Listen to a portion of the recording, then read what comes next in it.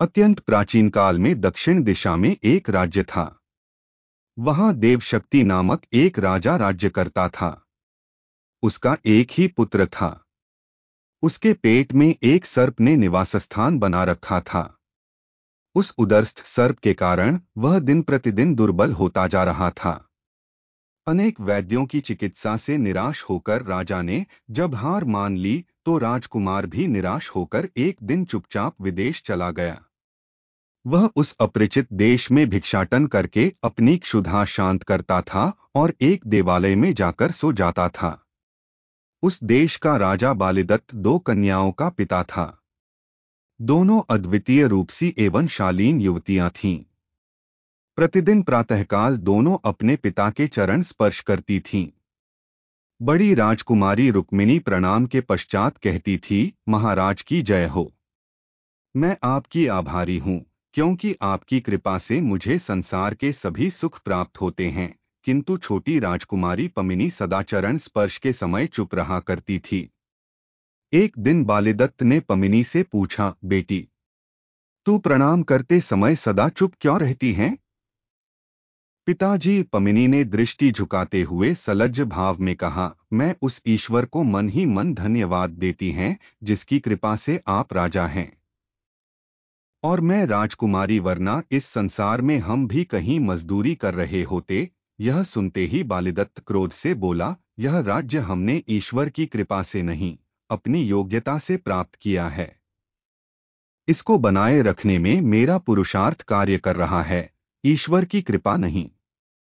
पिताजी, पुरुषार्थ भी भाग्य के प्रभाव से ही फल देता है और भाग्य का निर्धारण मनुष्य के अच्छे बुरे कर्मों के द्वारा होता है। ईश्वर की कृपा न हो और कर्मफल सशक्त न हो तो पुरुषार्थ भी निष्फल हो जाता है। पद्मिनी ने विनम्र स्वर में कहा, अच्छी बात है, इसकी भी परीक्षा हो जाएगी। राजा ने क्रोधित होकर अपने राज्य कर्मचारियों से कहा, इस कटुभाषिणी कन्या का विवाह किसी भिखमंगे से कर दो ताकि इसके कथन की परीक्षा हो सके। राज्य कर्मचारियों ने राजा की आज्ञा से पद्मिनी के लिए किसी भिक्षुक की खोज प्रारंभ कर दी।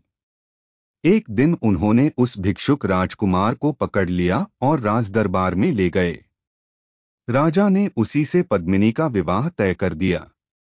यह देखकर रुक्मिणी ने उपहास उड़ाते हुए कहा, व्यर्थ की बातें करके तुमने पिताश्री को क्रोधित कर दिया। अब भी समय है, तो उनसे क्षमा मांग ले। क्या तुझे इतना भी पता नहीं कि किसी शक्तिशाली या अपने किसी गुरुजन की भावनाओं को चोट पहुंचाना उचित नहीं है? शक्ति से भयभीत होकर, श्रद्धा से मूक होकर, अपने सुख की लालसा में या अपनी संभावित हानि से घबराकर जो व्यक्ति सत्य का दामन छोड़ देते हैं, उनसे ईश्वर भी विमुख हो जाते हैं। गुरुजनों के प्रति श्रद्धा और विनम्रता का यह अर्थ नहीं है कि उनके अहंकार, उनकी अज्ञानता और उनके अविवेक का भी समर्थन किया जाए। मेरे भाग्य में यदि भीख मांगना ही लिखा है तो उसे कौन रोक सकता है? रुक्मिणी कुढ़कर रह गई। पमिनी का विवाह उसी भिक्षुक राजकुमार से हो गया। राजा ने उसे 2-4 सेवक एवं कुछ धन दे दिया। राजकुमारी पद्मिनी प्रसन्नता से अपने पति के साथ दूसरे राज्य की ओर चल पड़ी। मार्ग में एक जलाशय था।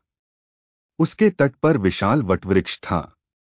राजकुमारी ने पति को वहीं विश्राम करने के लिए कहा और भृत्यों को भोजन बनाने का निर्देश दिया। इसके पश्चात वह स्नान करने चली गई। पद्मिनी जब स्नान करके वापस आई तो उसने देखा कि उसका पति एकांत में सोया हुआ है। भृत्य कुछ दूरी पर भोजन बना रहे हैं। राजकुमार के मुख से एक सर्प अपना फन बाहर निकाले ताजी हवा का आनंद ले रहा था। समीप ही एक बिल से भी एक भयानक सर्प फन बाहर निकाले घूम रहा था। दोनों क्रोधित भाव से एक दूसरे को देखते हुए बहस कर रहे थे। बिल वाले सर्प ने कहा, अरे दुष्ट, तू इस सुकुमार सुंदर राजकुमार का जीवन क्यों नष्ट कर रहा है? तूने भी तो अपने बिल के अंदर के विशाल खजाने को दूषित कर रखा है। तुझे तो मैंने कुछ नहीं कहा, मुख वाले सर्प ने कहा।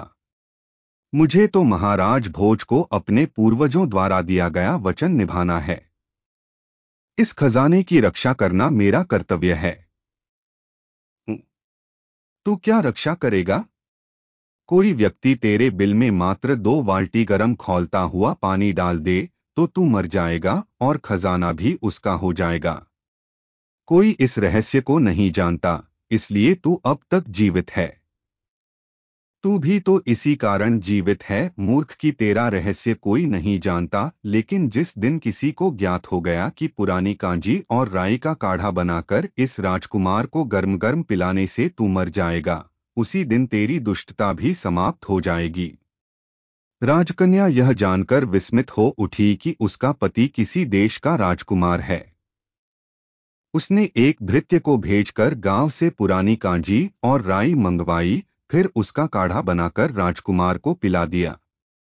इसके पश्चात उसने बड़े टोकने में पानी खौलाकर उस बिल में डाल दिया। दोनों सर्प तड़पते हुए बाहर निकले और मर गए। राजकुमारी ने वह स्थान खुदवाया तो वहां इतना स्वर्ण और जवाहरात निकला जिससे 10 राज्यों को वैभवशाली बनाया जा सकता था। तभी राजकुमार ने स्थान को पहचानते हुए कहा कि वह उसका राज्य है। राजकुमारी ने एक भृत्य को राजा के यहाँ भेजा तो वह प्रसन्नता से अपने पुत्र एवं पुत्रवधू को साथ ले गया। बालीदत्त को सूचना मिली तो उसने लज्जित होकर पुत्री से क्षमा मांग ली।